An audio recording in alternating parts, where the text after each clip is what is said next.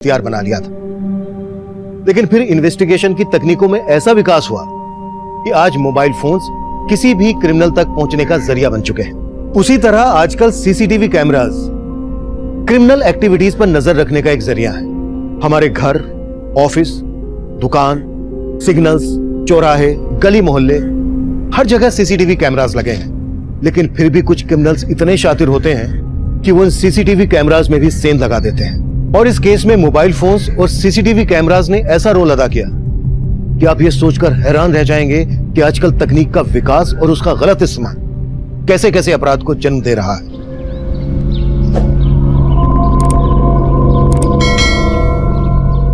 रिया नानी, आप मेरे साइंस प्रोजेक्ट के लिए मुझे केमिकल्स चाहिए थे ना, ये वही है। अच्छा ठीक है, तू नाश्ता कर ले और कॉलेज के लिए देर हो रही है, मुझे काम पर जाना है।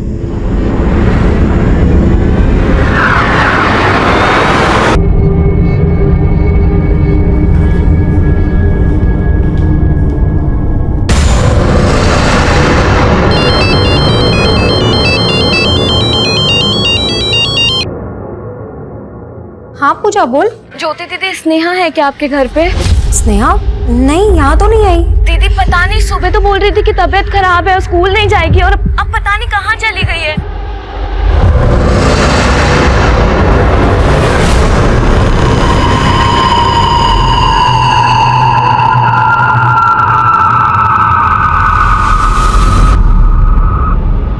स्नेहा को आखिरी बार आपने कब और कहां देखा था? अब नहीं आई और नंदा तो स्कूल में ही थी। सर, मुझे तभी लगा था कि स्नेहा बाहर जाने के लिए मुझसे झूठ बोल रही है। कहां गई होगी स्नेहा? सर, मैंने और पूजा ने उसको हर जगह ढूंढ लिया, लेकिन वो कहीं नहीं मिल रही है। आप क्या लगती है स्नेहा की? मैं उसकी बड़ी बुआ हूँ और ये पूजा उसकी छोटी बुआ। और स्नेहा के पेरेंट्स?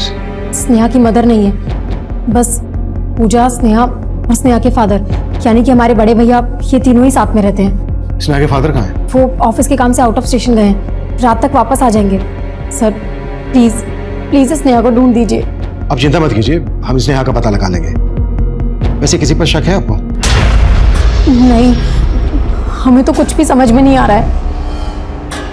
शर्मा, स्नेहा की ये फोटो पेट्रोलिंग टीम को भेज दो और इनके अड़ोस पड़ोस में स्नेहा के बारे में पूछताछ करो। सब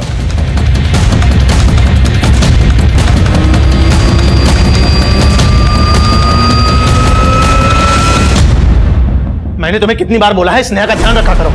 कल से उसका पता नहीं चल रहा है। भैया, मैंने उसे बाहर जाने से मना किया था, लेकिन वो किसी की सुनती कहाँ है।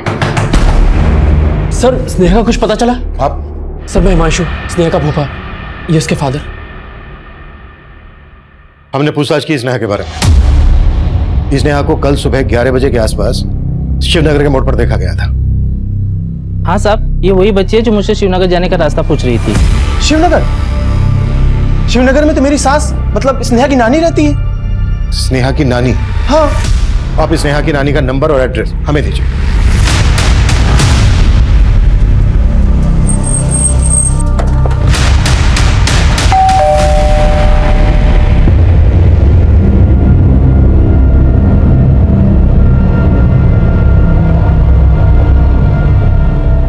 आप स्नेहा की नानी प्रभा देवी? जी। क्या आपकी नवासी स्नेहा यहाँ पर है? नहीं तो क्या हुआ? देखिए, कल सुबह से वो मिसिंग है। क्या? जी हाँ, और हमने पता किया है कि वो कल अपने घर से यहाँ शिवनगर की तरफ ही आई है। लेकिन स्नेहा तो यहाँ आई नहीं। स्नेहा शिवनगर में अगर अपनी नानी के पास नहीं गई है तो फिर कहाँ गई होगी? सर, हमने यहाँ आसपास में हर जगह पता किया, लेकिन कहीं से कोई ट्रेल नहीं मिला। शिवनगर और आसपास के एरिया के सीसीटीवी स्कैन करो, शायद स्नेहा कहीं कैप्चर हुई। Hello, control room.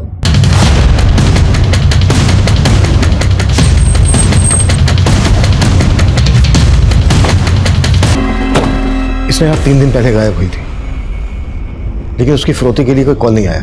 मतलब मकसद उसकी हत्या करना ही था। आपको वाकई में किसी पे शक नहीं है? I mean, हो सकता है कोई स्नेहा को मार के आपको चोट पहुंचाना चाहता हो। सर, हम मिडिल क्लास लोग हैं, हमारी तो किसी से कोई दुश्मनी भी नहीं है। पता नहीं किसने।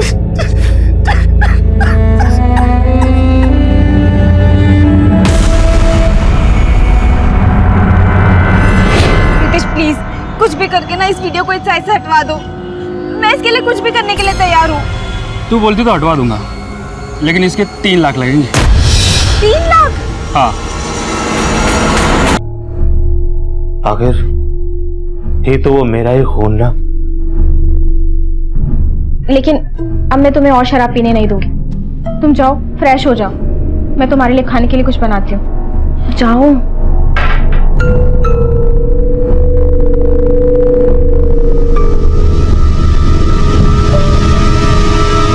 सर, स्नेहा जब गायब हुई थी तो हमसे बोला गया था कि स्नेहा का फादर भावेश ऑफिस के काम से उस दिन आउट ऑफ स्टेशन गया था। लेकिन अभी मैंने भावेश के ऑफिस में पता किया तो ऑफिस वाले बोल रहे हैं कि भावेश ने उस दिन ऑफिस से छुट्टी ली थी। छुट्टी ली थी? हाँ सर। और सर, भावेश पे शक करने की कई और भी वजह हैं। दरअसल 3 साल पहले भावेश की बीवी रंजना ने सुसाइड किया था और उस सुसाइड के लिए भावेश पे शक जताया गया था। और सर, मैंने भावेश के कॉल रिकॉर्ड चेक किए तो उसमें एक ममता नाम की औरत का नंबर मिला जिससे भावेश लगातार टच में है। और इस ममता के बारे में मैंने स्नेहा की नानी से भी बात की। साहब, मैं किसी ममता को नहीं जानती, लेकिन रंजना और भावेश की आपस में कभी नहीं बनी। मैं तो रंजना की मौत के बाद स्नेहा को भी अपने पास रखना चाहती थी। तो आपको क्या लगता है कि रंजना ही नहीं बल्कि स्नेहा के साथ भी जो कुछ हुआ उसका जिम्मेदार भी भावेश हो सकता है? लेकिन सर, स्नेहा की नानी ने साफ साफ कुछ नहीं बताया। लेकिन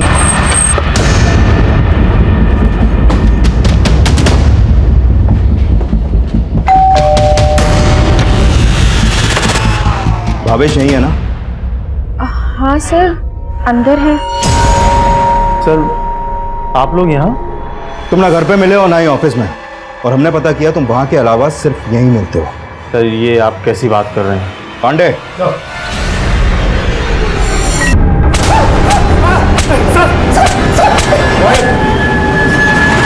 सर, मेरी वाइफ रंजना ने सुसाइड ही किया था। लेकिन वो मिसिंग हुई थी।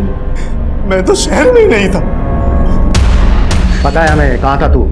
ऑफिस से छुट्टी लेके ममता के साथ रतलाम में घूम रहा था, और वहां तुम दोनों इसलिए गए ताकि हमें तुम दोनों पे शक ना हो। सर, आप बेकार में हम पे शक कर रहे हैं। भला मैं क्यों स्नेहा को मारूंगी? क्योंकि तुम स्नेहा की माँ की जगह लेना चाहती थी जो उसे मंजूर नहीं था, और इसलिए तुमने उसे। नहीं सर, ये सच है कि मैं ममता से दूसरी शादी करना चाहता था, लेकिन जैसा कहीं तूने उस जगह तो नहीं खड़ा किया था जहाँ से वो ट्रैफिक पुलिस वाले उठा के ले जाते? नहीं माँ, मैंने नो पार्किंग में नहीं पार्क किया था, और मैंने आरटीओ वाले से भी चेक कर लिया। हमें ना पुलिस में शिकायत कर देते हैं, ठीक है? नहीं माँ, पुलिस में मैंने कंप्लेन कर दी है। ममता रतलाम में थे, हो सकता है उन्होंने किसी को सुपारी देकर यह काम करवाया हो। लेकिन सर, इस रिपोर्ट में यह भी सामने आया है कि स्नेहा को मारने से पहले उसका रेप नहीं हुआ था, लेकिन काफी टाइम से उसको मॉलेस्ट किया जा रहा था। व्हाट? देखो, मुझे स्नेहा को बहुत दिनों से मॉलेस्ट किया जा रहा था। तुम स्नेहा और भावेश के साथ इसी घर में रह रही थी। किसी भी वजह से अपने भाई को बचाने की कोशिश मत करना। सर, भावेश भैया ने कुछ नहीं किया, वो स्नेहा के साथ ऐसा कर ही नहीं सकते। तो फिर वो और कौन हो सकता है जो स्नेहा को इतने दिनों से मॉलेस्ट कर रहा था? स्नेहा ने कभी कुछ बताया था इस बारे में तुमसे? सर, स्नेहा ने मुझे कभी कुछ नहीं बताया, लेकिन आप भावेश भैया पे इस तरीके से शक कैसे कर सकते हैं? माना कि उनका किसी औरत के साथ अफेयर होगा, लेकिन वो अपनी बेटी के साथ किसी घिनौनी हरकत कभी नहीं कर सकते। सर, मेरी बेटी के रहते जो दूसरी औरत से चक्कर चला सकता है वो कुछ भी कर सकता है। सर, मैं भावेश भैया को बचाने की कोशिश नहीं कर रही, लेकिन पिछले कुछ दिनों से स्नेहा चिड़चिड़ी हो गई थी, उसका पढ़ाई में भी मन नहीं। पूजा ने कहा था कि स्नेहा अक्सर अपनी नानी के घर जाने की जिद करती थी। कहीं ऐसा तो नहीं है कि स्नेहा अपनी नानी के घर इसलिए जाना चाहती थी क्योंकि उसके घर पे उसे समझने वाला कोई नहीं था? हो सकता है स्नेहा को मॉलेस्ट करने वाला उसके घर में ही कोई हो। भावेश नहीं तो हिमांशु। सर, मैंने पता किया कि हिमांशु का स्नेहा के घर में काफी आना जाना था, और स्नेहा भी अक्सर हिमांशु के घर जाती रहती थी। सर, ये हिमांशु कपड़ों की ट्रेडिंग करता है, घर से ही अपना बिजनेस चलाता है, और उसकी वाइफ ज्योति वो जॉब करती है। तो सर, हो सकता है कि स्नेहा ज्योति के एब्सेंस में हिमांशु के घर गई हो और हिमांशु ने उसके साथ कुछ गलत किया हो। हिमांशु को थाने बुलाओ। पूजा ये भी बोल रही थी कि स्नेहा स्कूल और ट्यूशन क्लासेस जाने के लिए भी मना करती थी। हो सकता है स्नेहा के स्कूल और ट्यूशन क्लासेस से कोई जुड़ा हो। हमें हर एंगल पे काम करना है। Right sir.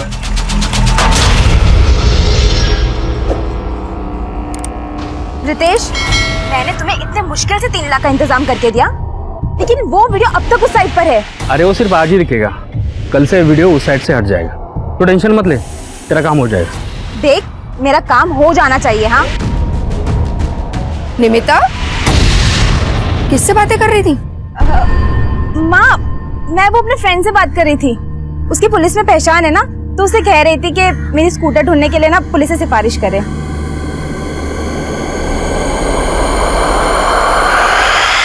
सर, आप ये मुझ पर किस तरह का इल्जाम लगा रहे हैं? स्नेहा मेरी भतीजी थी। हमने ऐसे ऐसे केसेस देखे हैं जहां इससे भी ज्यादा करीबी रिश्ते के लोग बच्चों के साथ ये सब गलत काम करते हैं, और वो बेचारी बच्चियां अपनी तकलीफ भी किसी के साथ शेयर नहीं कर पाती। सर, मेरा यकीन कीजिए, मैंने स्नेहा के साथ कुछ नहीं किया है सर। सर, आप इस तरीके से मेरे हस्बैंड पे शक नहीं कर सकते। हो सकता है आप भी अपने हस्बैंड को बचाने की कोशिश कर रही हैं। ये क्या बकवास किए जा रहे हैं आप? आवाज नीचे रखिए और मुझे अपना काम करने दीजिए। सर, आप जो ये कर रहे हैं, इससे मेरी रेपुटेशन खराब हो जाएगी सर। सर, मैंने कुछ नहीं किया है, पर लोग तो यही समझेंगे कि तो अपनी रेपुटेशन को लेकर इसलिए डर रहा है क्योंकि तू सच में स्नेहा को मोलेस्ट कर रहा था। नहीं सर, प्लीज मुझ पर ट्रस्ट कीजिए, मैंने स्नेहा के साथ कुछ नहीं किया है।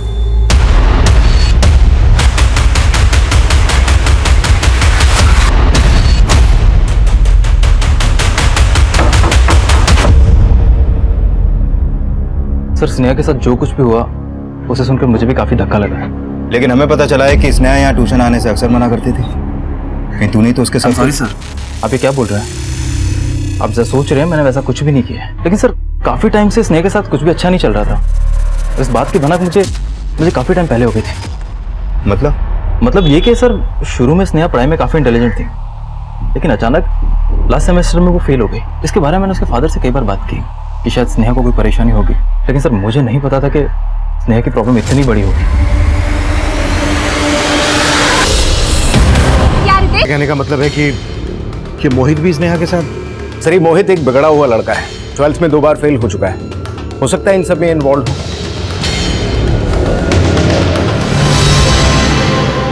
सर, मैं तो स्नेहा को अपनी छोटी बहन की तरह मानता था। देख मोहित, अगर हमसे झूठ बोला ना तो। सर, मैं क्यों झूठ बोलूंगा? सर, मैं सच बोल रहा हूँ, मैंने कुछ नहीं किया है। सर, मैं मानती हूँ कि मोहित यहाँ आता था, लेकिन वो ऐसा लड़का नहीं है। स्नेहा के गुनहगार तक पहुंचना हमारे लिए मुश्किल साबित हो रहा था। सिद्धार्थ, भावेश, हिमांशु और मोहित हमारी रडार पर थे, लेकिन इन मर्दों के अलावा इस केस में एक महिला भी इस अपराध की साझेदार थी। तब हम ये सोच रहे थे कि शायद मोहित का बचाव पूजा, हिमांशु का बचाव ज्योति और भावेश का बचाव ममता कर रही होगी। पर काफी कोशिशों के बावजूद हमें स्नेहा मोलेस्टेशन और मर्डर केस में कोई ब्रेक थ्रू नहीं मिल रहा था, और तभी हमारे सामने एक और मर्डर केस आया।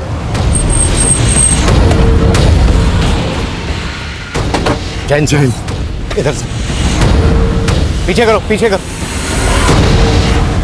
सर, ये देखिए, आसपास कोई आईडी नहीं मिली है जिससे इसकी पहचान हो सके। आसपास इसके बारे में किससे पूछताछ की? पूछताछ चालू है सर, लेकिन अभी तक कुछ मालूम नहीं चला। सर, मुझे अभी वजीरपुर थाने से कॉल आया था। वहां निमिता नाम की एक लड़की की मिसिंग कंप्लेंट फाइल हुई है। निमिता की फोटो इस लाश से मैच कर रही है। निमिता की मिसिंग कंप्लेंट उसकी मां संगीता ने लिखवाई थी। उनको शनाख्त के लिए बुलाना। Yes sir. सर, मैंने स्नेहा के ट्यूशन टीचर से लेकर स्कूल टीचर, प्यून सबसे पूछताछ की, लेकिन कुछ हाथ नहीं लगा। शर्मा, जिसने भी ये सब किया है स्नेहा के साथ, वो खुद से तो बोलेगा नहीं। सर, मैंने स्नेहा के सभी दोस्तों से भी बात की, लेकिन स्नेहा ने अपने दोस्तों में से किसी को भी ऐसा कुछ नहीं बताया जिससे हमें कोई लीड मिले। फिर से कोशिश करो शर्मा, स्नेहा ने जरूर अपनी परेशानी किसी न किसी के साथ शेयर की होगी। सर, स्नेहा की एक बेस्ट फ्रेंड है नंदा, मैंने उससे भी। क्या नाम बताया? नंदा। स्नेहा की बुआ पूजा ने बताया था कि 24 अप्रैल को जब स्नेहा अपने घर से गई थी, तो यही कह के गई थी कि वो अपनी फ्रेंड नंदा के घर जा रही है। कहाँ जा रही है? मैं नन्ना के यहाँ जा रही हूँ। लेकिन सर, नंदा की मां ने तब यही बोला था कि स्नेहा उनके घर पे आई नहीं थी। शर्मा, जब हम स्नेहा के घर वालों पे भरोसा नहीं कर रहे हैं, तो नंदा की मां पे कैसे कर सकते हैं?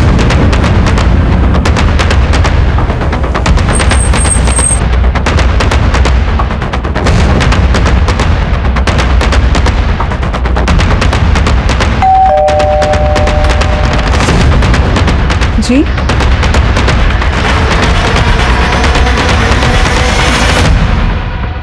निमिता 3 रोज पहले कॉलेज के लिए निकली थी। उसी वक्त उसे आखिरी बार देखा था। अच्छा, आपको किसी पर शक है जिससे निमिता को प्रॉब्लम हो?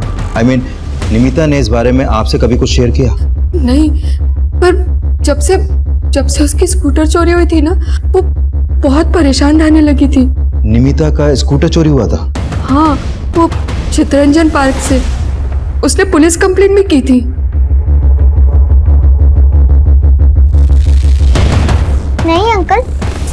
सच में नहीं आई थी।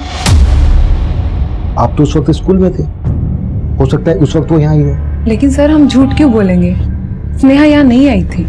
देखिए, आप हमें आपकी बेटी नंदा से बात करने दीजिए प्लीज। जो नंदा की माँ उससे बुलवाना चाहती थी। सर, आपको नंदा के फादर पे शक हो रहा है? हो सकता है नंदा की माँ अपने पति को बचाने की कोशिश कर रही हो। नंदा के फादर को इन्वेस्टिगेट करो। Okay sir. सर, निमिता की माँ बोल रही थी कि निमिता की हत्या से कुछ दिन पहले उसका स्कूटर चोरी हो गया था, लेकिन मैंने चितरंजन पार्क थाने में जाकर पता किया तो वहां निमिता ने ऐसी कोई कंप्लेंट लिखवाई नहीं थी। हाँ सर, लेकिन समझ में नहीं आ रहा कि निमिता की माँ से झूठ क्यों बोलेंगे कि निमिता का स्कूटर चोरी हुआ था। हो सकता है निमिता ने अपनी माँ से झूठ बोला हो। निमिता और उसकी माँ के बारे में सब कुछ पता करो, और ये भी पता करो कि निमिता के स्कूटर का उसके मर्डर से क्या कनेक्शन है। सर,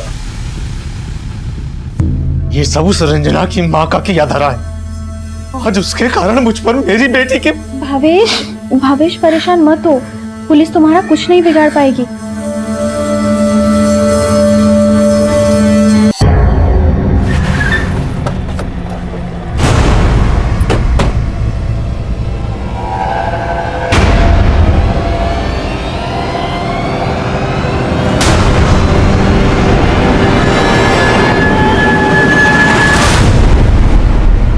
साहब, निमिता मुझसे क्यों झूठ बोलेगी?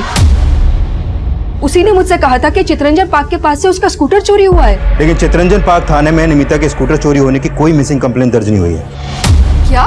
जी हाँ, और इसका मतलब यही निकलता है कि या तो निमिता ने आपसे झूठ बोला या फिर आप हमसे कुछ छुपा रही हैं। साहब, मैं आपसे कुछ नहीं छुपा रही।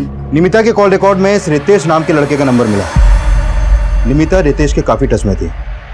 आप जानती हैं इस लड़के को? नहीं साहब। छुपाया ना हमसे तो तेरी। साहब, मैं कुछ नहीं छुपा रहा हूँ आपसे, यकीन मानिए साहब मेरा, मैं सच बोल रहा हूँ। ठीक है, सुन, बिना हमसे पूछे शहर से बाहर मत जाना, निकल। जी साहब।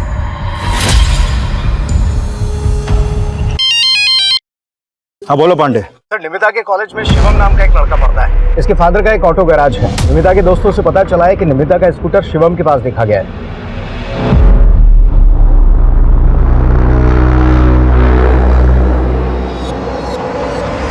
सर, ये स्कूटर पहले मैंने ही निमिता को बेचा था, लेकिन कुछ दिन बाद उसे कुछ पैसों की ज़रूरत पड़ी तो उसने मुझे वापस भेज दिया। सर, ये है गाड़ी के पेपर, इसमें निमिता के साइन है, आप खुद चेक कर लीजिए। पेपर तो हम चेक कर लेंगे, तू बस ये बता, कुछ छुपा तो नहीं रहा हमसे? नहीं सर, कुछ नहीं छुपा रहा मैं, वो स्कूटर मुझे निमिता ने ही बेचा था। सर, निमिता की माँ बोल रही है कि निमिता को पैसों की कोई जरूरत थी नहीं, शिवम झूठ बोल रहा है।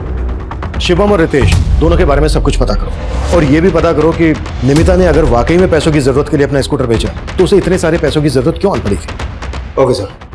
स्नेहा मर्डर केस में कोई लीड? सर, मैंने नंदा के फादर की एलिबाई चेक की। स्नेहा के मर्डर के वक्त वो इस शहर में था ही नहीं। मर्डर के वक्त शहर में तो भावेश और ममता भी नहीं थे, लेकिन इस बेसिस में हम उनको क्लीन चिट तो नहीं दे सकते।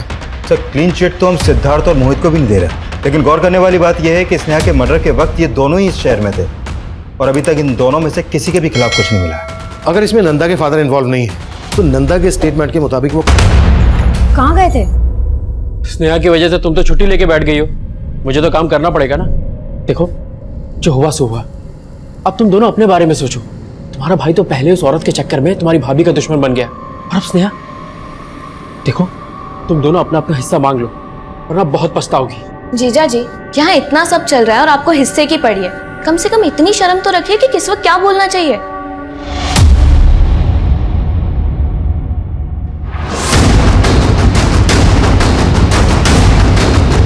पॉकेट चेक करो इसकी, देखो कुछ आईडी मिलता है क्या? सर,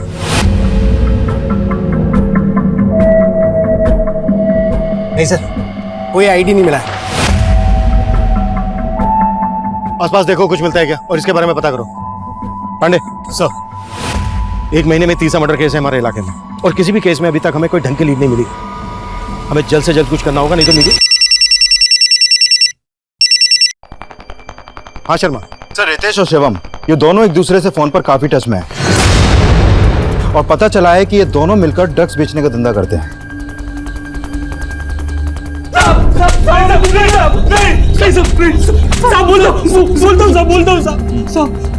साहब, हम मानते हैं कि हम ड्रग्स का धंधा करते हैं, लेकिन हमने निमिता को नहीं मारा। पार्टनर थी मतलब? पहले मेरे लिए ड्रग सप्लाई करने का काम शिवम करता था और इसी ने मुझे निमिता से मिलवाया था साहब। वो शिवम मुझे बोल रहा था कि पॉकेट मनी निकालने के लिए तुझे काम की ज़रूरत है। हाँ, लेकिन काम क्या करना होगा? बस हमारा माल हमारे कस्टमर तक पहुंचाना है, कोई टेंशन का काम नहीं है। तब हमारे बीच कोई प्रॉब्लम नहीं थी, लेकिन निमिता का एक आदमी के साथ रिलेशन था। किस आदमी के साथ? वो तो नहीं मालूम साहब, लेकिन उस आदमी ने निमिता का एक वीडियो एक साइट पे अपलोड किया था और उस बात को लेके निमिता बहुत टेंशन में थी साहब। चाहती थी कि किसी भी हालत में वो वीडियो उस साइट से हट जाए। साहब वो वीडियो हटवाने के लिए निमिता कुछ भी करने के लिए तैयार थी, तो मैंने उस बात का फ़ायदा उठाने का सोचा। हाँ सर, इसीलिए वो स्कूटर उसने मुझे बेचा था। और स्कूटर के बदले तूने उसे 3 लाख रुपए दे दिए। ज्यादा कहानी मत बनाओ तुम दोनों नहीं मारा ना निमिता को? साहब हम सच बोल रहे हैं, हम दोनों ने नहीं मारा उसे। अब जरूर उस आदमी ने मारा होगा जिसने उसका वीडियो अपलोड किया था। साहब अब चाहिए तो चेक कर लीजिए साइट पे, वो वीडियो अभी भी वहाँ है। सर इसका मतलब वो दोनों सही बोल रहे हैं। मैं आई कम इन सर? सर, निमिता की माँ का फोन आया था, उसका कहना है कि उसके घर से उसके गहने भी गायब हैं। सर मतलब वो 3 लाख रुपए निमिता ने वो गहने बेचकर उन लोगों को दिए। शर्मा, उन लड़कों पर भरोसा नहीं किया जा सकता। हो सकता है निमिता के साथ इस वीडियो में उन दोनों में से कोई एक हो। दोनों की तबीयत से कुटाई करो।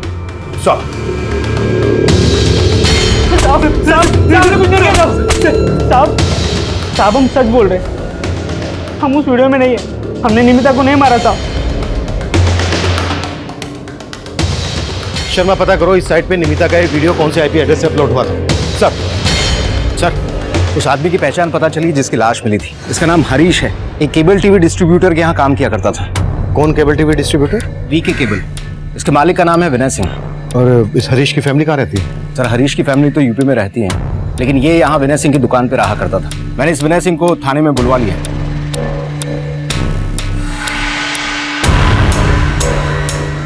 सर हरीश 7 साल से मेरे यहाँ काम कर रहा था। अभी 3 दिन पहले उसने कहा कि उसे गांव जाना है। साहब को बीबी की तबीयत काफ़ी ख़राब है, जाना ज़रूरी है। हरीश का किसी के साथ कोई लड़ाई झगड़ा? नहीं सर, वो तो बहुत सीधा साधा लड़का था। ठीक है, आप जा सकते हैं। बाहर इनको हरीश का एड्रेस और फोन नंबर लिखवा देना। हरीश के कॉल रिकॉर्ड चेक करो और उसकी फैमिली कंफर्म कर दो। सर निमिता का वो वीडियो एक मोबाइल फोन से उस साइट पे अपलोड किया गया था, तो उस फोन का IMEI नंबर ट्रेस हुआ है। ये देखिए सर, इस IMEI नंबर पे जो मोबाइल नंबर एक्टिव था वो है 9821612117 और ये नंबर हरीश का। हरीश? मतलब निमिता का वो वीडियो उस साइट पर हरीश ने अपलोड किया और हरीश और निमिता दोनों का मर्डर हो गया।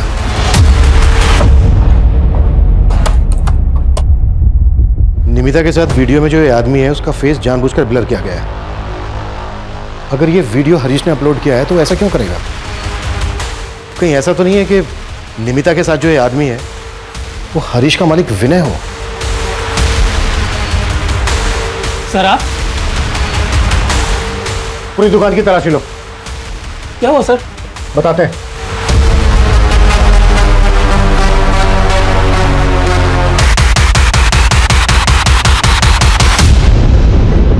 ये तो इसने है।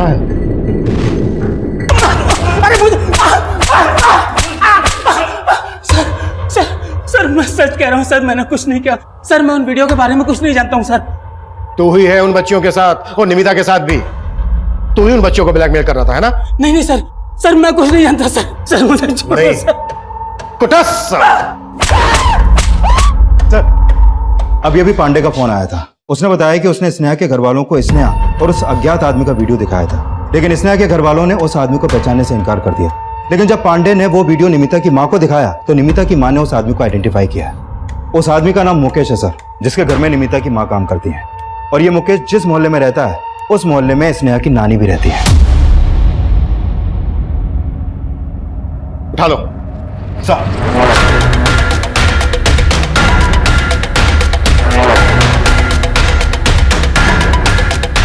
रूम में हर जगह चेक करो। सर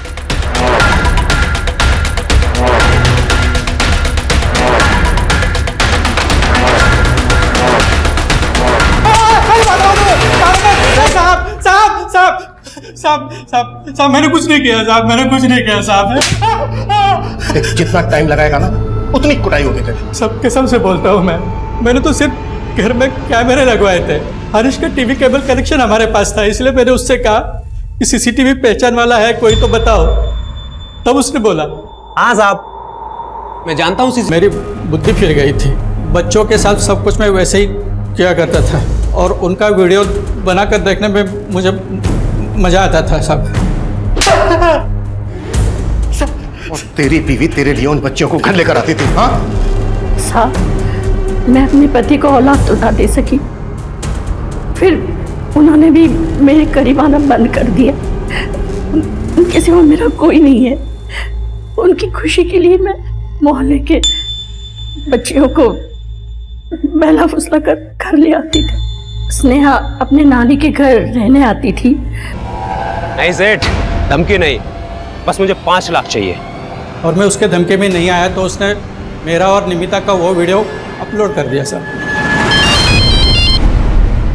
हेलो सेठ, उस मैसेज के लिंक पर जाके देख लो। आपका और दूसरी एक और लड़की का वीडियो है साइट पर। इस बार तो आपका केवल चेहरा ब्लर किया है, लेकिन इस बार आपने पैसे नहीं दिए तो अगली बार आपका और स्नेहा का वीडियो अपलोड कर दूंगा और आपका चेहरा भी ब्लर नहीं करूंगा। सर इधर वो ब्लैकमेल कर रहा था, उधर निमिता ने ये सब हरीश की वजह से हुआ। उसने मुझे ब्लैकमेल किया। दोबारा पैसे जो स्नेहा ने अपनी नानी को लिखे थे। डियर नानी, मुझे आपकी बहुत याद आ रही है। मैं आपके साथ रहना चाहती हूँ। यहाँ मुझे कोई पसंद नहीं करता।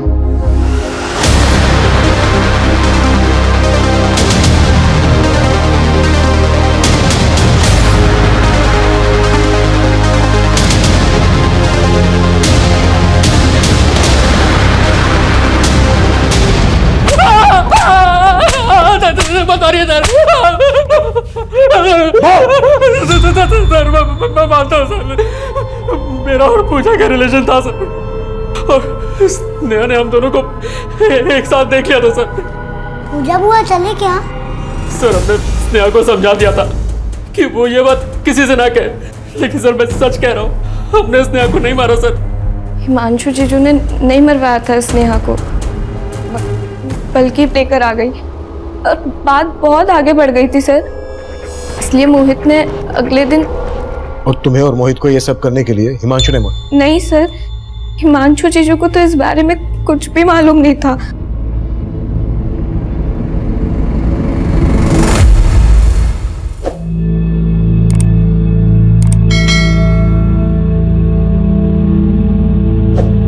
सहित उन सभी बच्चों का एक लंबे समय से शारीरिक शोषण हो रहा था, पर क्या उनके परिवार वालों को इस अपराध की दस्तक नहीं मिली होगी? अगर उन्होंने इस दस्तक को पहले ही महसूस किया होता तो मुकेश और पम्मी बहुत पहले ही सलाखों के पीछे पहुंच गए होते और उनका ये अपराध इतना घातक रूप कभी नहीं लेता। अब मैं सीनियर इंस्पेक्टर अभिमन्यु जिंदल आप लोगों से विदा लेता हूं। आपसे फिर मुलाकात होगी एक नए केस के साथ। स्वस्थ रहिए, सतर्क रहिए।